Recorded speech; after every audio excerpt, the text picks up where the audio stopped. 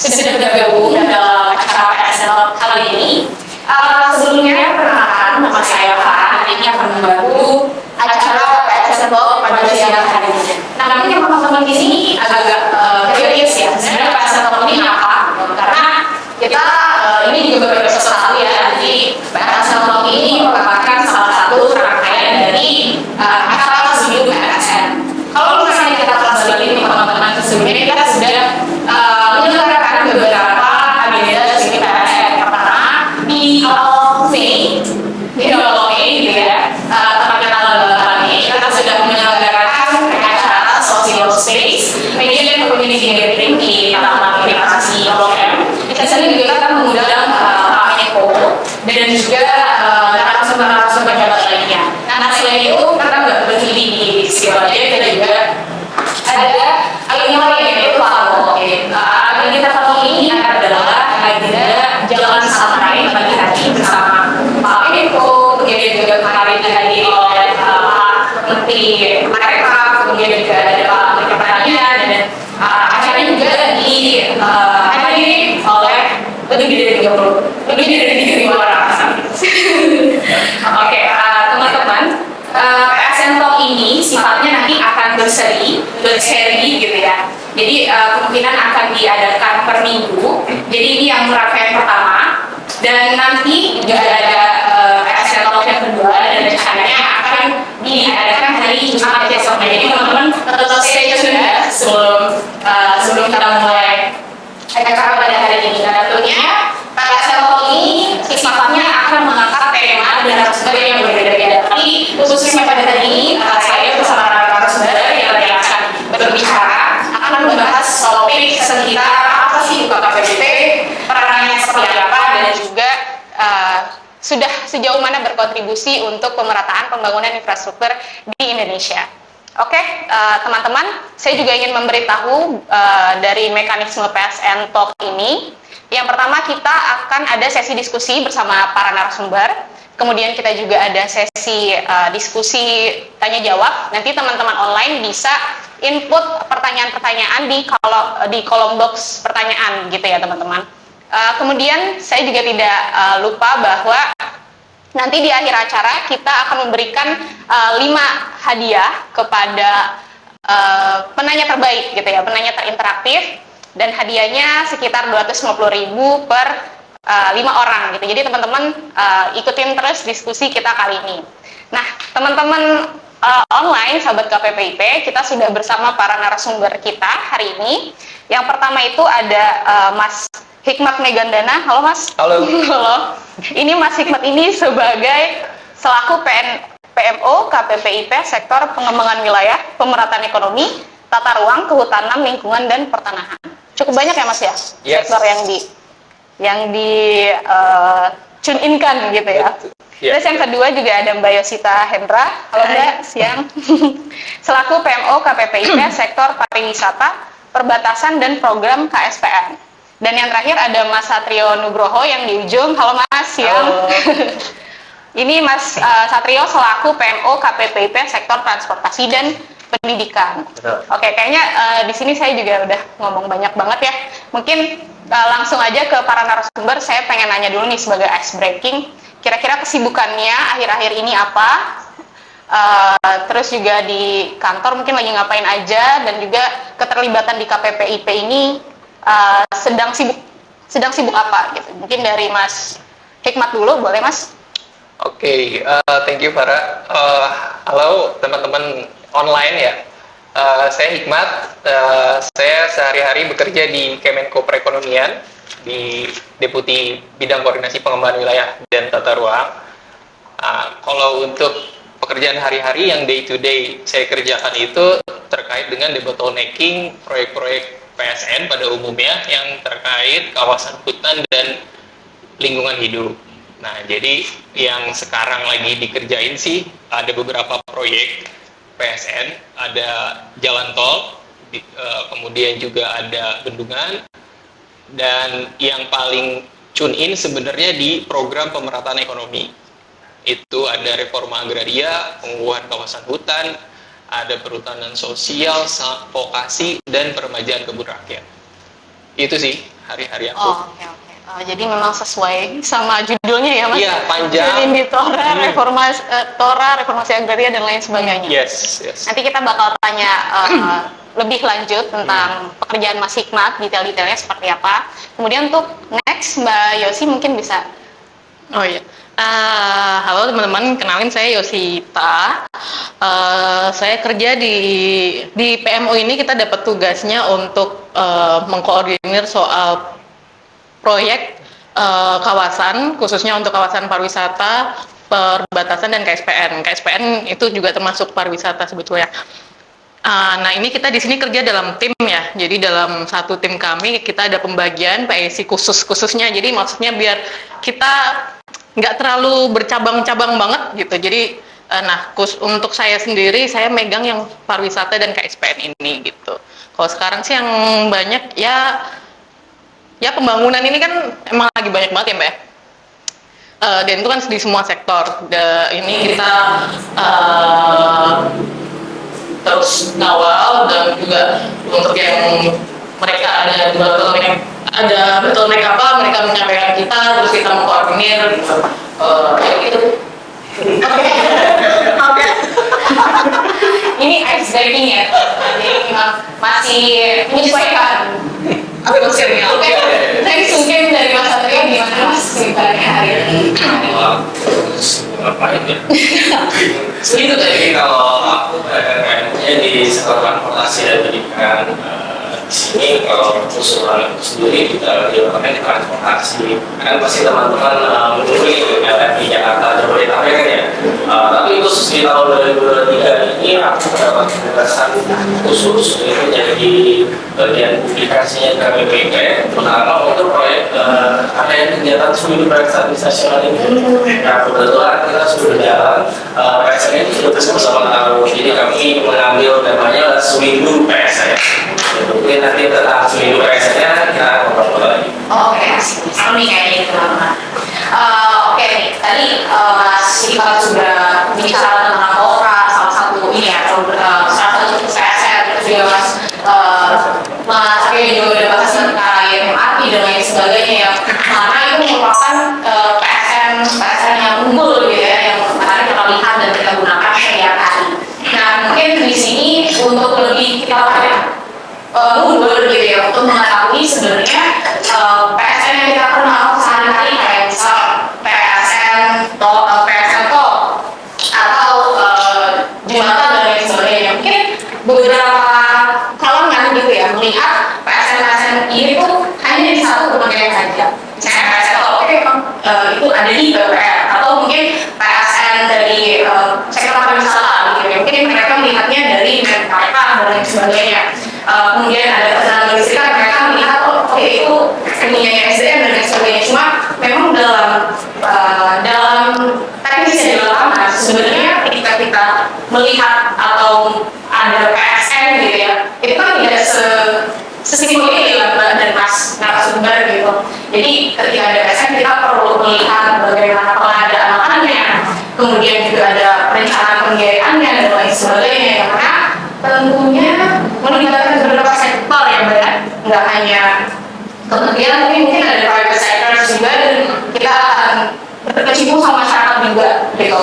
Nah dari semua yang tadi saya sebutkan, kira-kira di mana peran atau celah KPPIP yang memberikan kontribusi, celahnya peran KPPIP ini ada di mana gitu, karena kan banyak di PSN, banyak kementerian, banyak private sector. Nah KPPIP ini duduk di mana gitu ya, sehingga teman-teman juga bisa tahu peran dari KPPIP ini sendiri itu apa. Mungkin dari Mbak Yosi dulu. Ada udah. Oh oke, ini bagian Mas Hikmat nih. Enggak. Jadi ini sih peran KPPP. Mungkin karena saya megangnya pariwisata ya, jadi aku mengaca ke situ aja, biar agak nggak terlalu ini. Cuman pada umumnya sih kita ininya sama. Jadi di dalam pembangunan itu kan pasti yang lebih incas sebetulnya memang Kementerian Teknis ya. Kayak kalau pariwisata kan Kemenparekraf, terus juga PUPR juga misalnya jalan aksesnya ke pariwisata itu Kemenhub gitu. Terus tol kan juga Pak PUPR, terus misalnya smelter gitu kan juga mungkin SDM gitu ya. Nah, kita di sini mungkin memang bukan orang yang sibuk ikut turun membangun di lapangan. Gitu. Kulinya maksudnya. Kita bukan bukan bukan kulinya juga. Jadi tapi gini, kita di sini kan pasti untuk yang banyak pihak yang terlibat di lapangan itu kan pasti ada beberapa dispute nih. Misalnya ada apa sih namanya? Ini terkendala di sini kok nggak ada yang ngerjain, kenapa gitu? Ternyata dari Kementerian A atau pihak A, pihak B itu ternyata saling tunggu-tungguan gitu. Karena ini bukan ranahku nih, ini bukan kerjaan saya. Saya takutnya kalau ngerjain, malah jadi masalah di kita karena melewati kewenangan tuh sih gitu. Nah jadi sebenarnya bukan karena lempar-lemparan atau karena berantem atau apa ya, tapi itu karena tidak apa sih? Jadi saling tunggu-tungguan aja gitu. Nah kita di sini peran ini kan kita dari permasalahan yang ada kita mengurai. Jadi misalnya permasalahan tanah, ini kenapa ini belum dibangun? Oh ternyata tanahnya ini milik ex PTPN gitu misalnya. Yang PTPN-nya ternyata tanahnya dia udah HGU-nya udah habis. Jadi kayak untuk skema pembelian ganti ruginya jadi agak beda gitu. Nah itu kan jadi kayak dari Pemdanya nungguin PUPR, PUPR nungguin Pemda gitu. Dan juga mereka mau langsung terjun juga takut gitu karena kan nanti takutnya jadi bahan ya banyak ini. Nah kita ketika kita mendiskusikan itu udah ketahuan kan masalahnya kenapa. Jadi kita bisa ini nih koordinir. Oke, jadi berarti setelah ini kita si badan usaha perlu memberikan surat ke sini, nanti dari sini jadi dasarnya untuk melakukan ini bla bla gitu. Jadi setelah itu sih harapannya nanti di lapangan bisa langsung terurai terus langsung berjalan gitu sih Mbak. Oke.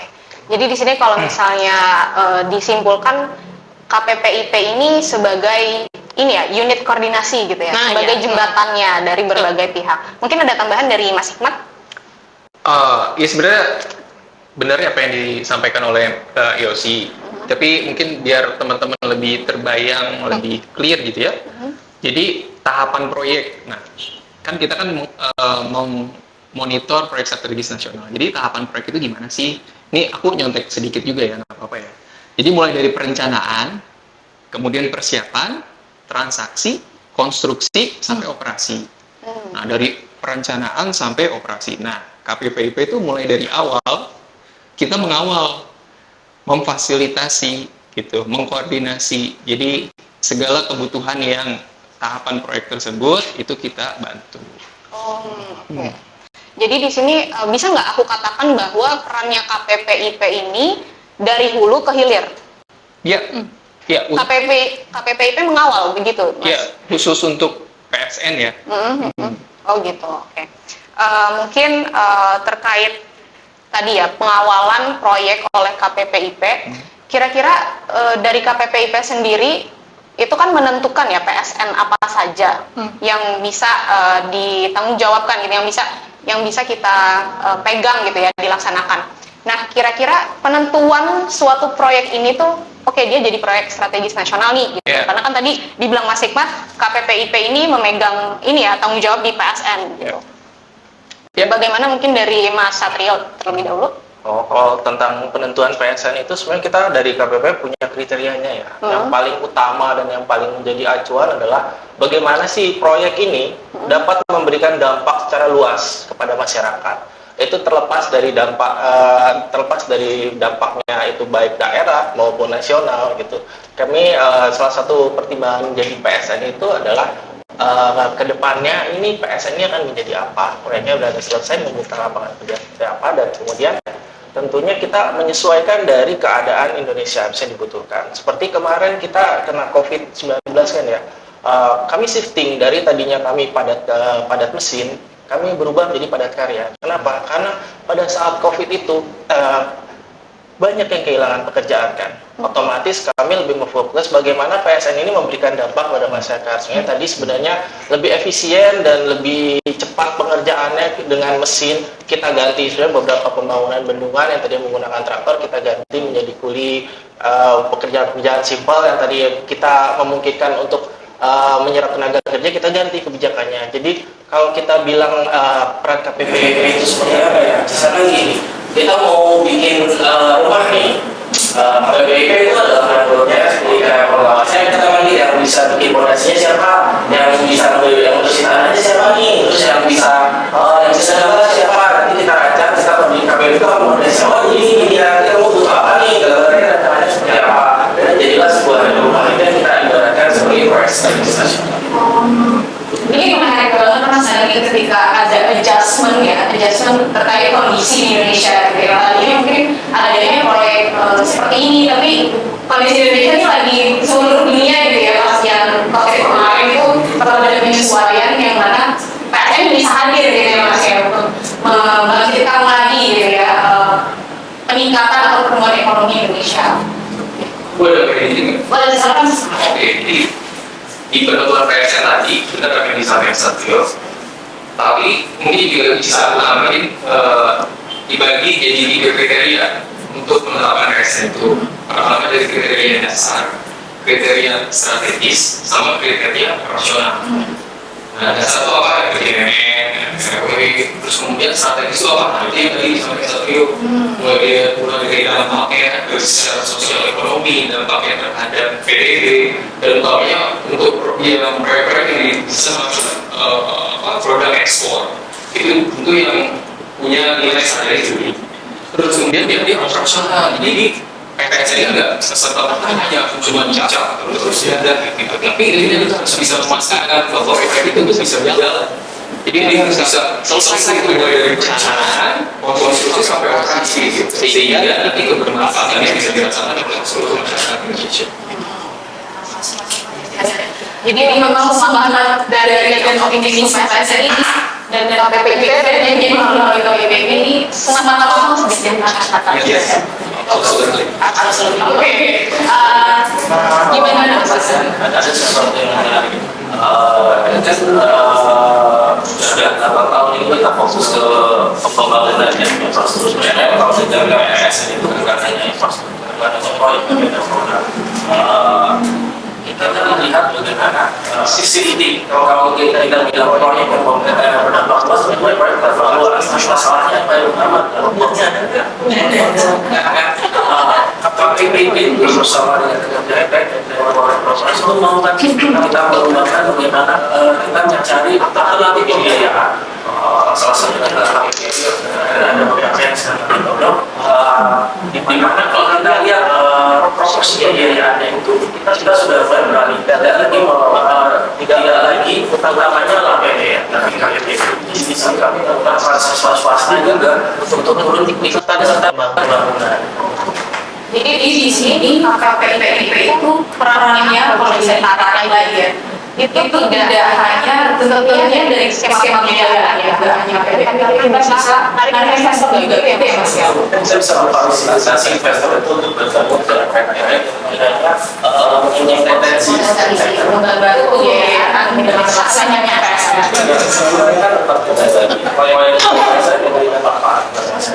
Apalagi kalau misalnya ada dana yang stabil dan kuat gitu ya, otomatis PSN ini akan cepat dirasakan manfaatnya oleh masyarakat. Mungkin selanjutnya ini kita udah sedikit ngobrol terkait peran dan sedikit-sedikitnya lumayan detail ya. Tapi ini saya mau tahu juga nih, kan masing-masing dari Mas dan Mbak narasumber gitu ya, kan berkecimpung di sektornya masing-masing gitu. Nah, kira-kira dalam proses penyelesaian dalam proses penyelesaian gitu lah istilahnya PSN yang menjadi tanggung jawab Mas dan Mbak, pernah nggak ditemukan hambatan-hambatan yang ternyata gini nih hambatannya kalau di PSN beda ya dengan proyek yang lain gitu. Kira-kira mungkin dari Mas Mbak Iya, Yesita jangan. dulu. Oke. Saya mikir dulu ya. Mikir Dia dulu. udah kode loh. Aduh, apa ya? Oke. Mungkin tadi dari Mas Satrio, sekarang ke Mas Hikmat dulu. Hambatan PSN ya yang menarik. Sebenarnya hampir keseluruhan proyek itu kalau yang aku ikutin ya punya karakteristik yang mirip-mirip. Seperti apa itu, Mas? Yang menjadi latar belakang kenapa KPPIP ini didirikan. Yang tadi Mbak Yosita udah jelaskan di awal sebenarnya. Untuk Jelasinnya kecepatan tadi. semangat ya, semangat mengenalkan KPPIP ini. Jadi bahasa mudahnya gitu ya. Kan kita ini kerja bareng kan. Indonesia ini luas gitu kan. Terus ternyata kementerian lembaga itu punya keterbatasan karena dibatasi oleh tugas fungsi masing-masing yang tadi Mbak Yosita bilang. Nah, ternyata dia untuk mengerjakan satu proyek itu kan harus koordinasi bareng. Ada kementerian A, B, C. Nah, A, B, C ini dengan ketentuan dan wewenangnya masing-masing ternyata masih ada gap loh untuk bisa menyelesaikan si proyek ini bareng-bareng. Nah, gap itu yang diisi oleh KPPIP.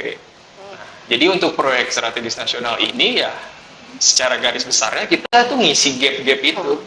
Mau apapun itu yang dibutuhkan dalam menyelesaikan proyek itu, ya dalam bahasa terangnya gitulah. Mau apapun yang dibutuhkan ya kita support. Gitu. Oke.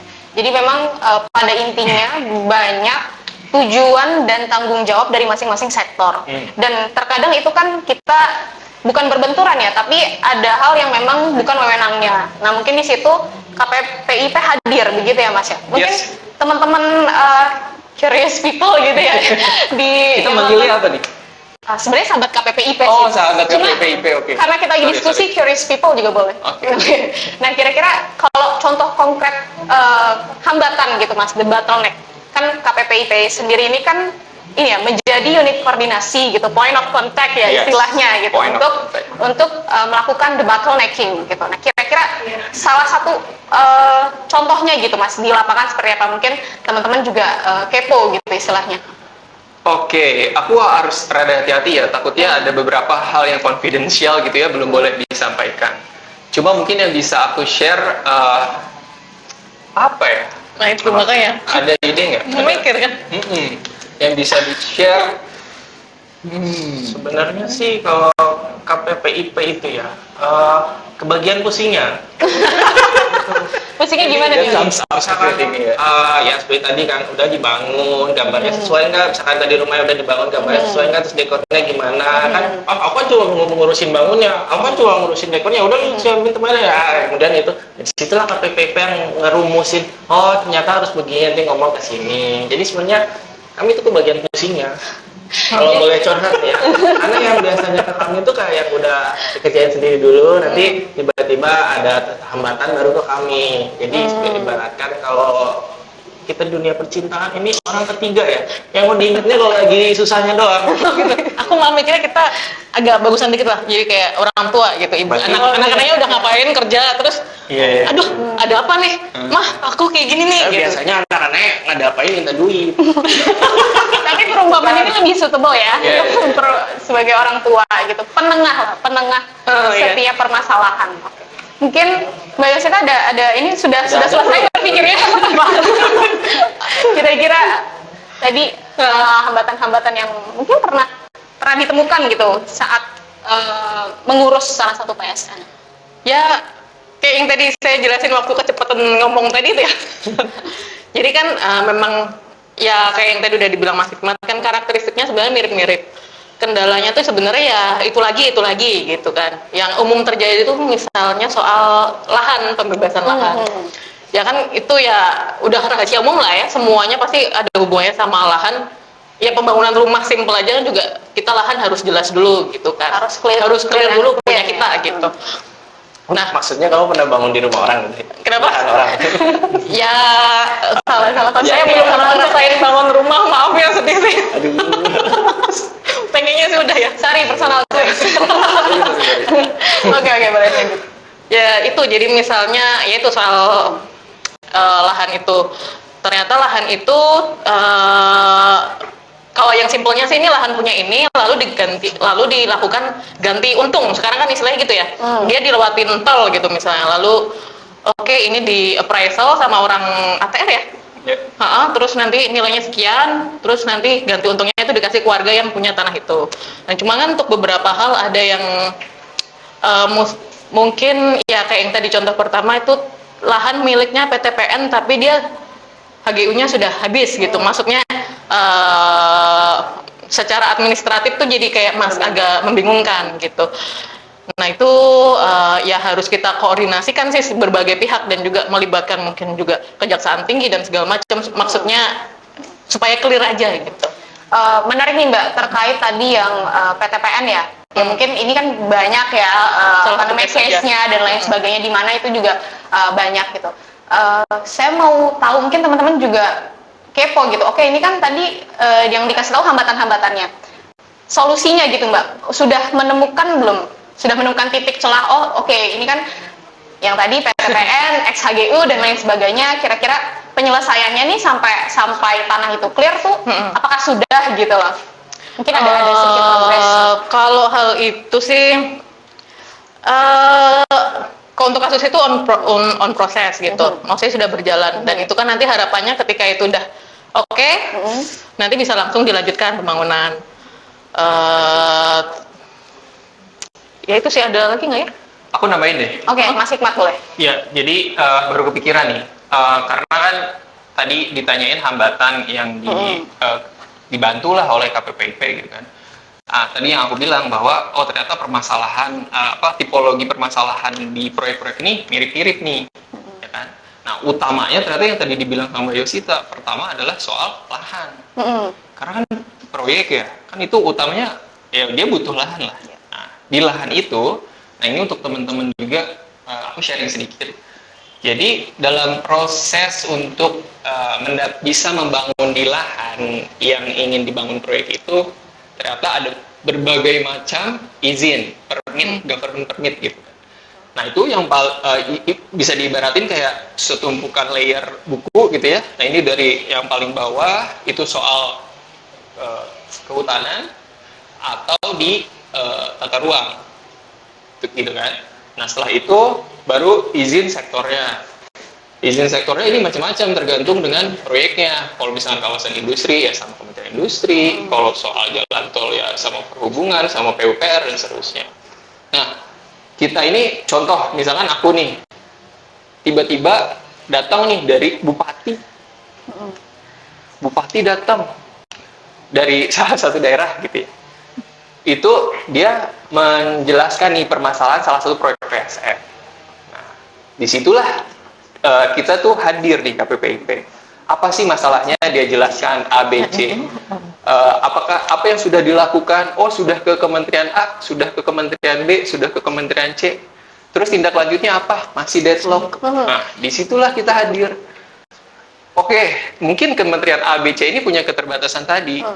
Yang dia taunya hanya peraturannya dia masing-masing aja gitu kan. Sementara kita ini sebagai koordinator ya harus helikopter view, harus paham di peraturan di Kementerian A, B, C sehingga bisa cari titik temu. Sebenarnya yang bisa dilakukan tuh apa sih? Jadi lebih ke creative thinking untuk solve the problem gitu kan.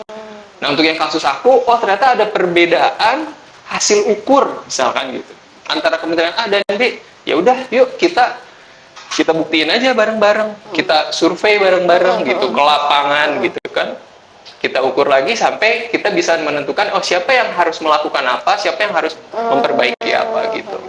Nah itu yang nggak bisa dilakukan sama KL teknis masing-masing. Iya, gitu. Sepakat. Berarti memang KPPIP ini merangkul semua pihak gitu ya untuk menemukan solusi. Even kayak sampai harus ke lapangan, ya mangga gitu, mari gitu ya. Kayak tadi Mbak Yosi bilang, orang tua kalau anak-anaknya lagi udah pada pusing gitu Intinya tuh biar nggak berlarut-larut, terus ya itu kita jadi tuh cepet dilakukan kembali. Nah itu kan kita perannya di situ ya, percepatan ininya. Sesuai judulnya. Iya.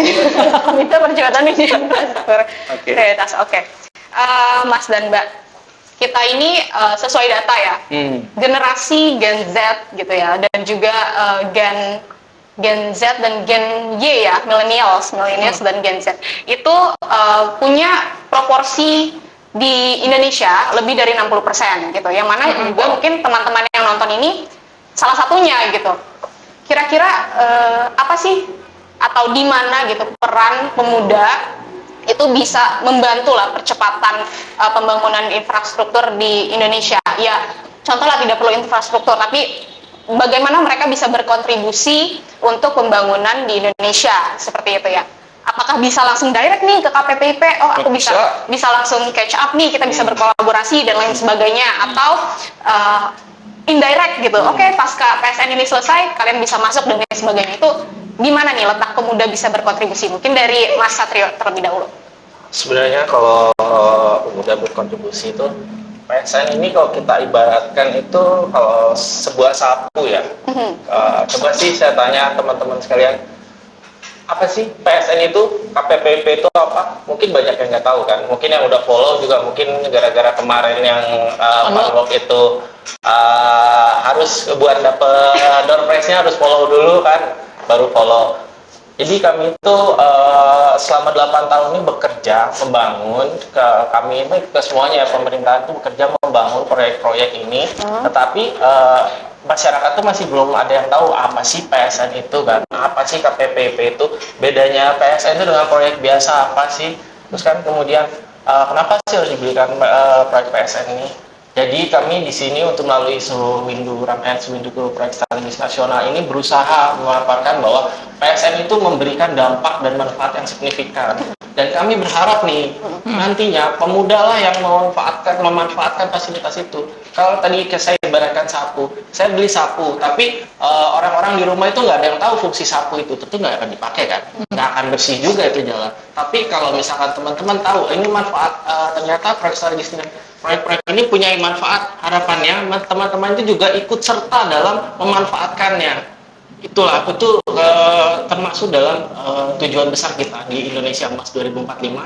Ada bukunya, ini nih saya pegang itu Indonesia Emas 2045. Jadi kami berharap proyek-proyek infrastruktur ini dapat menjadi karpet merah untuk pembangunan kita menuju Indonesia Emas di 2045. Di mana tentunya kalau kami, maaf saya masih muda ya, 30-an sama ya, kita masih berperan, tapi kan bapak-bapak kita yang mempunyai peran strategis saat ini tidak bisa melanjutkan di 2045 karena memang beberapa sudah pensiun dan beberapa kan. Makanya generasi muda lah yang diharapkan tahu itu fungsi sapu kemudian dipakai untuk nyapu, kemudian jadi bersih, tahu itu jalan tol untuk mempermudah logistik, atau misalkan tol laut untuk mempermudah logistik, itu dimanfaatkan. Jadi kami berharap para pemuda ini sadar tidak perlu ikut gabung KPPIP, cukup memanfaatkan infrastruktur yang telah terbangun. Itu caranya memanfaatkan infrastruktur yang telah terbangun. Saya yakin teman-teman mempunyai ide yang lebih kreatif daripada kami. Kan biasanya kan anak-anak muda ide kreatif jangan cuma pacaran doang yang kreatif, ngasih bunga ke pacarnya itu diputusin. Semua itu tidak akan berguna, bunga itu akan kalah sama kemapanan ya. Betul Bang Ira? Jadi off topic ya. Off topic. Oke, sorry. Tapi saya ini sih lumayan ke-trigger gitu kalau misalnya bahas pemuda. Tentunya sekarang itu banyak ya Mas startup gitu ya yang secara nggak langsung sebenarnya mereka itu memanfaatkan PSN, kayak contohnya startup yang bergerak di bidang inilah buah-buahan atau pemasaran lah dan lain sebagainya. Dulu gitu ya, dulu tuh perkembangan orang gitu ya dari hulu, mereka memetik dan lain sebagainya, penjual dan lain sebagainya, itu tuh harus ke tengkulak dan lain sebagainya gitu kan, agak tradisional gitu. Cuma sekarang karena peran pemuda ini agak sedikit, ini sebenarnya tidak bukan PSN banget gitu, tapi ini akan berimplikasi terhadap pemanfaatan PSN. Nah, muda sekarang itu kan pintar sekali ya, maksudnya mereka teknologi savvy gitu, jadi mereka memanfaatkan outsourcing gitu ya dari tengkulak gitu, terus ke konsumen lebih cepat gitu loh seharusnya, biar produksi buah-buahan atau vegetables ini tuh nggak cepat layu dan lain sebagainya.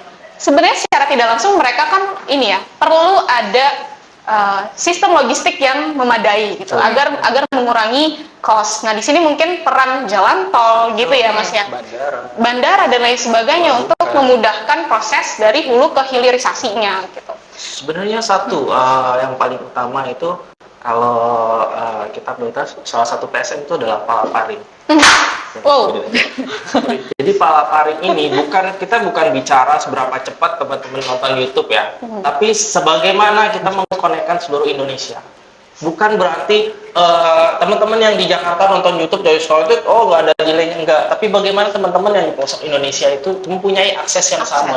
Karena dengan akses itu kita bisa beli barang yang ada di Kalimantan Ujung kan, teman-teman yang di Kalimantan Ujung dapat akses pendidikan yang sama kan dengan yang ada di Jakarta. Itu yang kami tuju.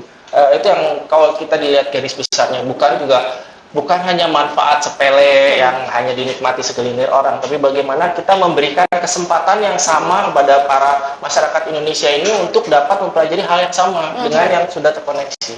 Itulah kenapa saat sudah diberi kesempatan yang sama, harusnya nggak ada lagi dong alasan buat generasi muda ke depannya ini, saya tidak punya akses yang sama, saya tidak punya ini. Kembali lagi, kita men-trigger bagaimana ini sudah ada, manfaatinnya bagaimana? Yang rata gitu ya se-Indonesia. Karena Nambahin dikit ya? Iya boleh, silakan. Oke, siap. Terus Ngomongin soal anak muda, aku juga sangat bersemangat ya, karena aku juga masih muda. Millennials. Tepatnya papa muda. Papa muda anak 2 ya. Ya, jadi tapi balik lagi tadi ke pertanyaannya Farah ya. Jadi gimana sih caranya Gen Z ini untuk contribute gitu kan sama PSN ini, sama pembangunan infrastruktur yang udah kita bangun. Jadi kalau tadi Farah bilangnya langsung tidak langsung, aku bisa bilang bisa jadi internal atau eksternal.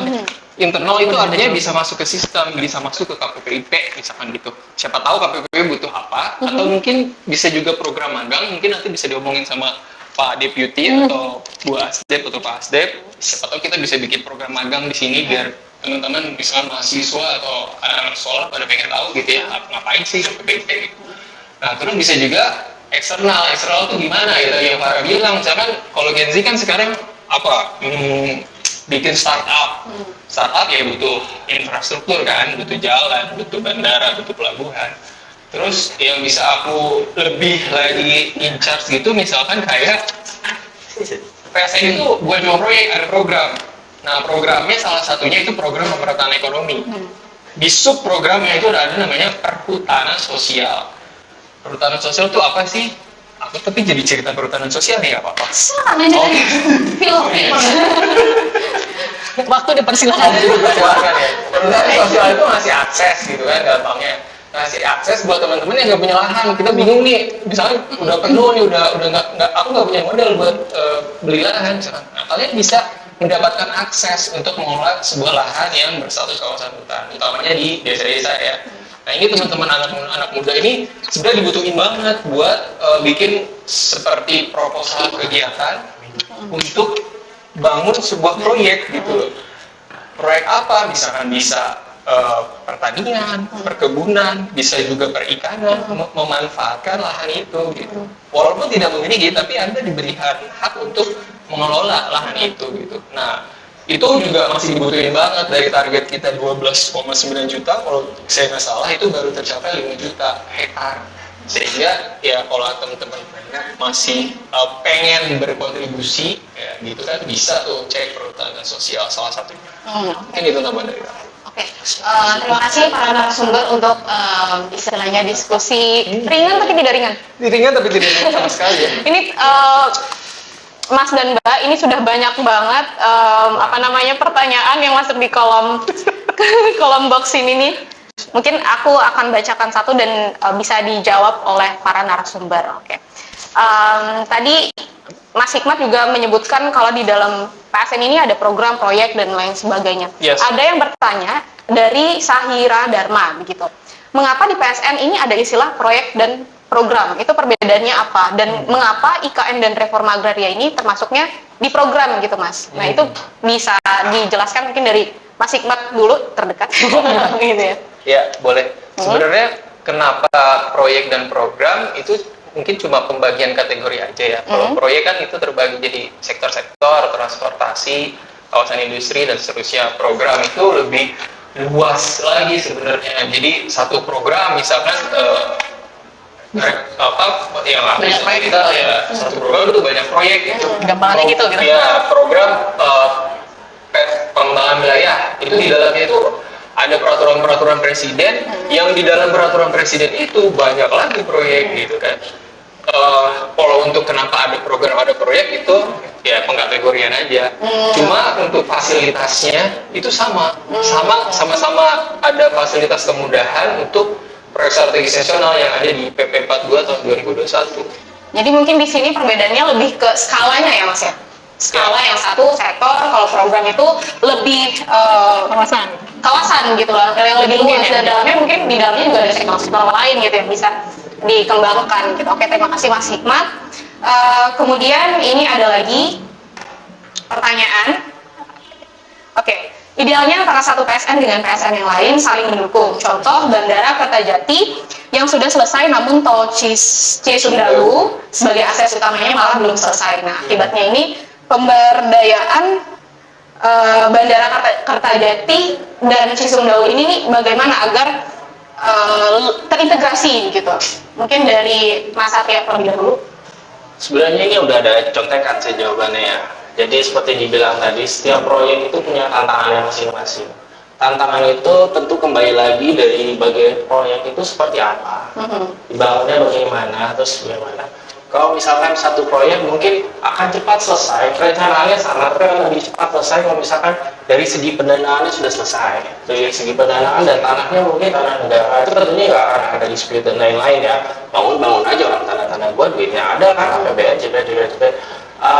Tapi kemudian akan menjadi masalah untuk infrastruktur yang lainnya.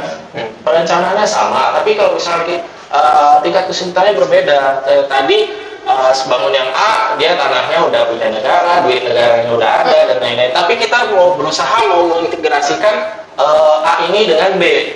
Di mana B ini kita udah nggak punya uang lagi. Tentunya kita harus mencoba cari pendanaan dari luar alternatif yang tentunya tidak semudah yang diperkirakan dengan semudah APBN. Makanya kadang kami itu merupakan tantangan salah satu tantangan KPPP di mana kita mencoba mensupport shifting pembangunan itu tidak lagi menggunakan dana APBN, tapi menggunakan dana dari swasta atau pembangunan lain kan. Itu untuk mendukung percepatan, tapi kembali lagi tidak semudah itu. Akan ada selalu misalkan tiba-tiba pendanaannya pada saat perencanaan tentunya kita bisa merencanakan mimpi bangun A dengan gampang, tapi pada pelaksanaannya ternyata di A ini ada B. Misalkan tadi Pak Mas Hikmat bilang ya ternyata ada satu nih yang sertifikatnya 2 dispute, jadi kita harus menyelesaikan itu dulu baru kita bisa membangun kan. Itu butuh waktu dibanding dari tadi yang udah jelas semuanya. Tapi kembali lagi, kami mencoba kan kalau kita melihat pembangunan itu kan prioritas tentu ada perencanaannya, dampaknya seperti apa, daninya seperti apa, dan kita bicara ini nggak sedikit ya, tapi pasti para yang perencana itu sudah memikirkan dampak yang dituju seperti apa, dan itu mungkin kalau kita bilang terintegrasi itu akan terintegrasi, cuma mungkin plan-nya kita terintegrasinya tanggal A, kemudian ternyata belum selesai jadi tanggal B. Iya, namanya dikit sih. Jadi untuk sums up apa yang Mas Satrio bilang, aku yakin dalam perencanaan tadi kan ya, ingat ya tahapan proyek gitu kan, dari perencanaan sampai operasi. Di tahap perencanaannya itu udah pasti terintegrasi. Kita udah si perencana ini atau pemerintah ini udah pasti untuk ke Bandara Kertajati itu butuh tol Cisundalu gitu ya. Coba kok sekarang ternyata belum, nggak bisa bareng. Nah itu yang dari ceritain Satrio, ternyata untuk implementasinya itu sangat sulit gitu. Banyak banget rintangan dan itu berbeda-beda yang menyebabkan ya ketidakidealan ini terjadi. Tapi kita berusaha semaksimal mungkin untuk supaya cepet-cepet nih status apa kondisi ideal itu tercapai, dan Cisundalu sekarang bentar lagi sih jadi ya, maksudnya bisa terhubung ya Mas Satrio Ya, rencananya sih secepat mungkin ya. Amin. Jadi sepakat ya, dari awal pun perencanaannya memang udah akan terintegrasi, tapi memang di lapangannya teman-teman kita tentunya pasti menemukan hal-hal yang menjadi kendala gitu, dan disinilah peran KPPIP untuk segera menyelesaikan agar tujuan untuk mengintegrasikan dalam hal ini konektivitas menjadi cepat gitu ya. Ya. Oke, mungkin ada next pertanyaan lagi nih dari Bagus-bagus ya pertanyaan. bagus dan sangat amat kritis gitu ya. Bikin enggak boleh. Oke, ini dari Muharram Rus, sorry. Izin bertanya. Apa kita Langsung ya direct. Izin tanya bagaimana cara KPPIP untuk mengawal proyek yang sebenarnya tidak layak, namun proyek tersebut merupakan usulan yang direct dari high level.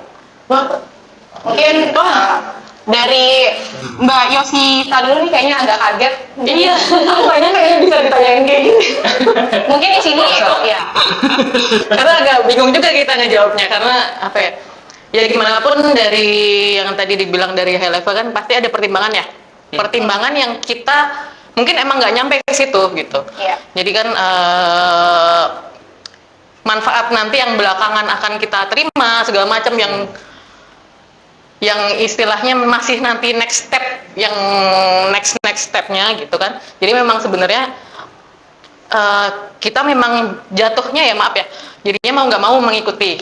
Cuman yang jadi harus kita terapkan ya di mindset kita. Ya jangan lupa memang di high level itu pasti ada pertimbangan tertentu. Jadi mungkin di sini klausanya tuh bukan tidak layak ya, karena kan Iya, bukan tentunya apa yang masuk ke PSN itu sudah dalam proses Penyaringan. penyaringan gitu.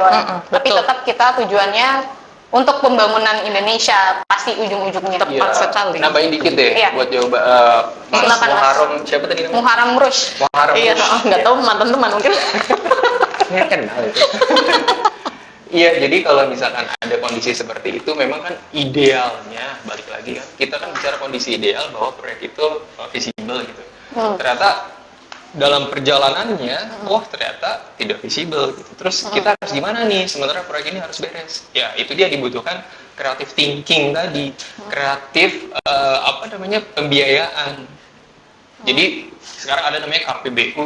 Yep. Kerjasama pemerintah dan badan usaha itu termasuk salah satu kreatif financing yang bisa coba teman-teman lakukan untuk contoh kasus misalkan proyek-proyek seperti ini.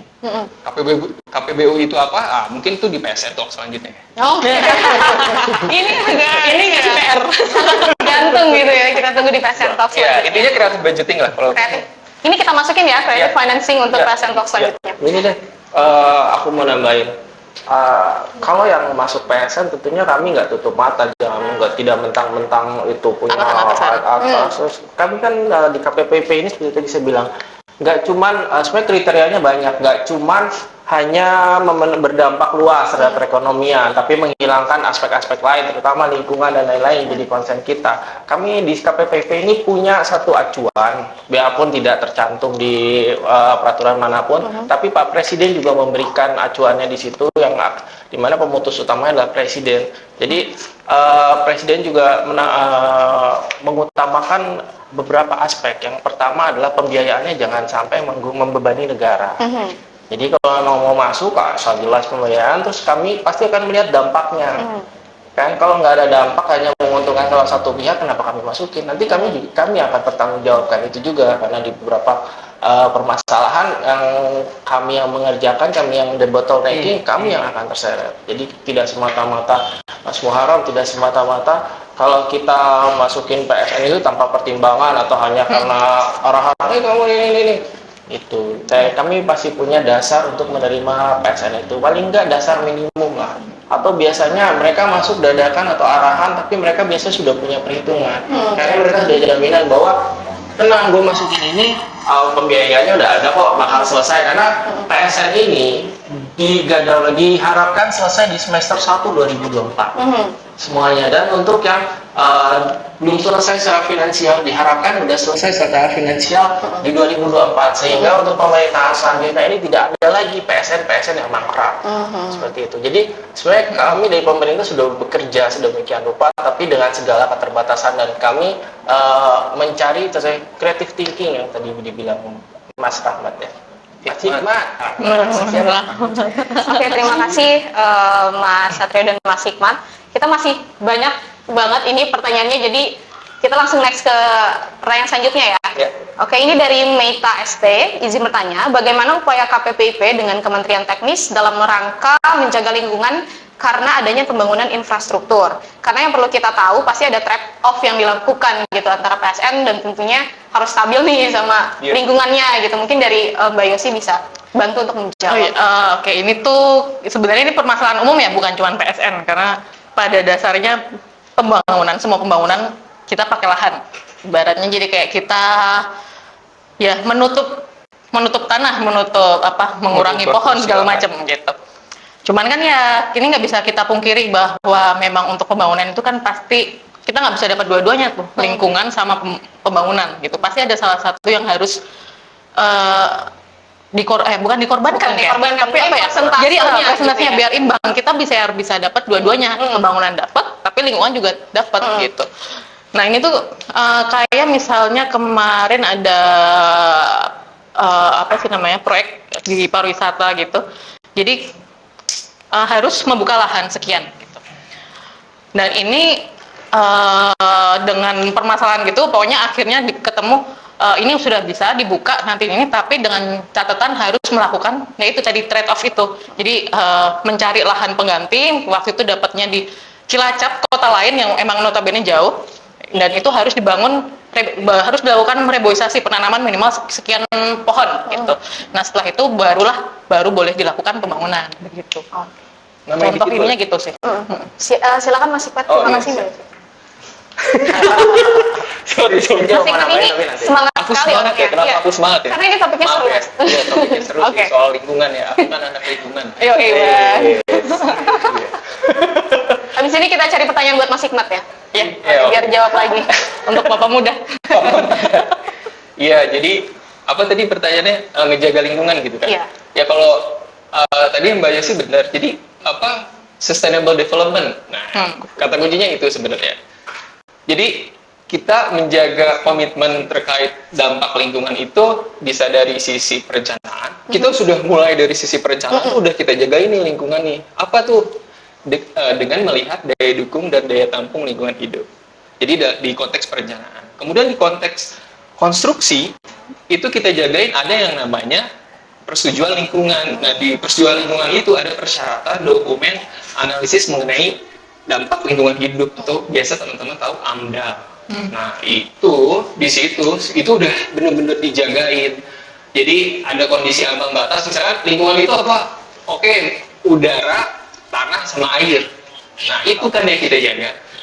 Ngejagain udara, ambang batas sebelum proyek itu berapa, setelah proyek berapa, nah itu yang dijagain. Kemudian tanah juga sama.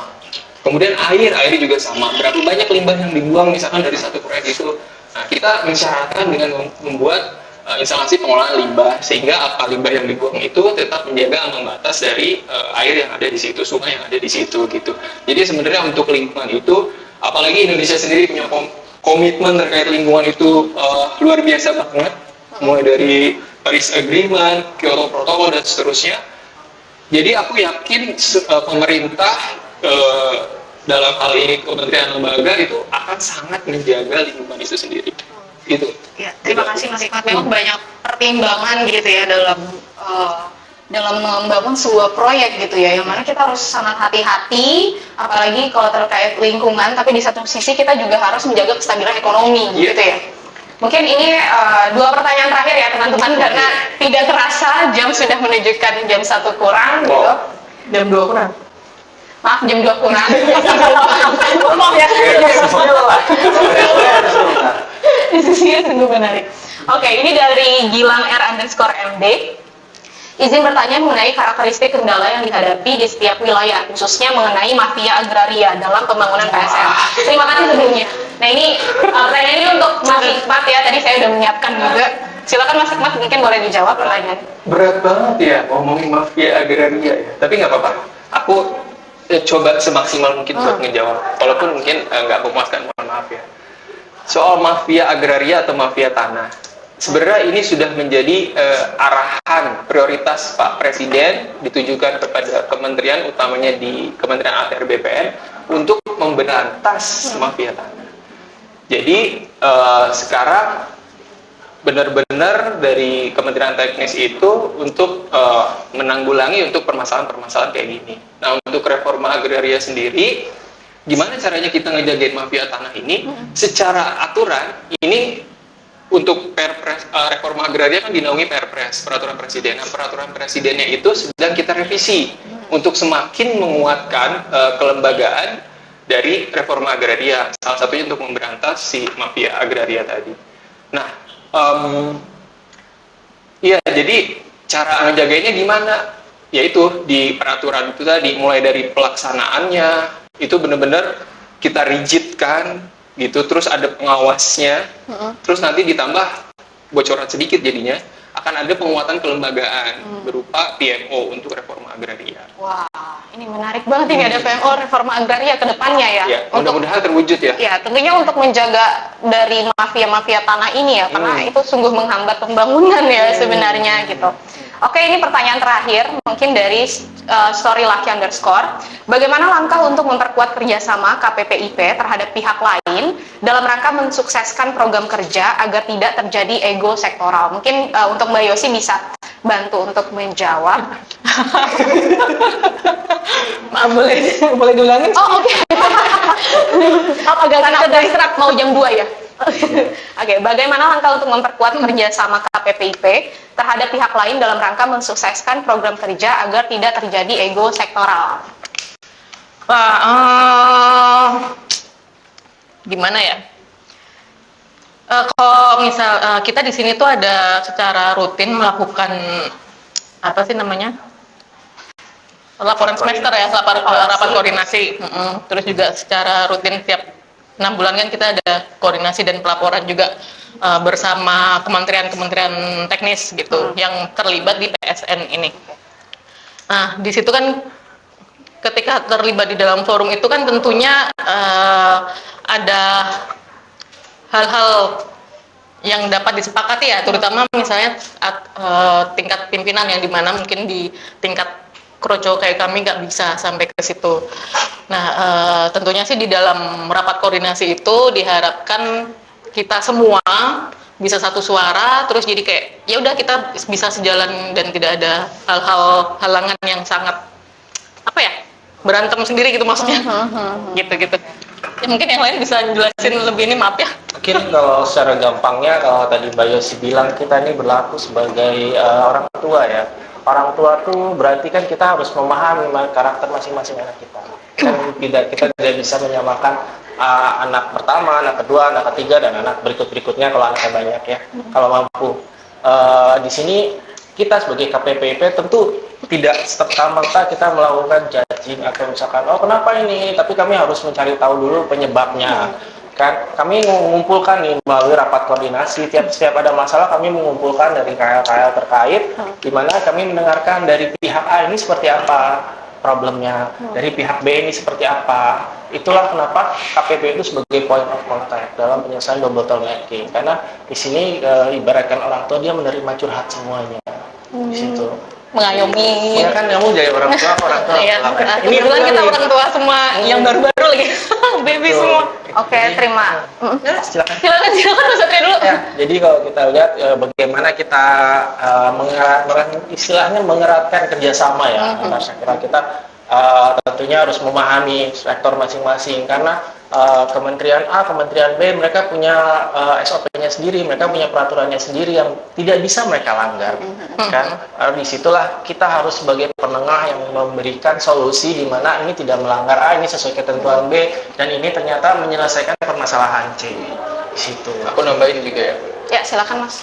Terkait ego sektoral sebenarnya ya teman-teman, ini udah juga jadi perhatian khusus dari Pak Presiden. Jadi Pak Presiden itu pernah menyampaikan dalam GTRA Summit di Wakatobi tahun lalu bahwa jangan ada ego sektoral kayak gitu.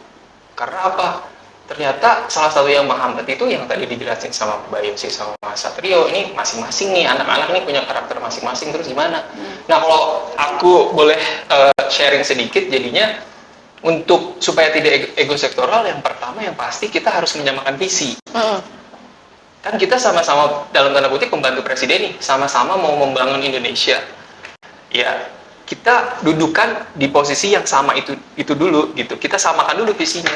Jangan pakai baju masing-masing gitu ya. Ini kementerian A, B, C gitu. Samakan visi. Kedua, kita butuh strong leadership. Nih ya kan? Jadi mau gimana juga mereka semua itu harus ngikut sama leadernya gitu. Ya, jadi sehingga ego sektoral itu seharusnya jika sudah punya visi yang sama dan juga leadership yang kuat, itu bisa di-drive kayak pemerintahan sekarang. Baik, terima kasih untuk Mas Hikmat, Mbak Yosi, dan juga Mas Satrio untuk sesi tanya jawab hari ini. Super duper sangat men-trigger gitu ya dari teman-teman, juga pertanyaannya luar biasa. Mungkin kita bergeser sedikit nih, tadi kita sudah ngomongin PSN, KPPIP, dan lain sebagainya.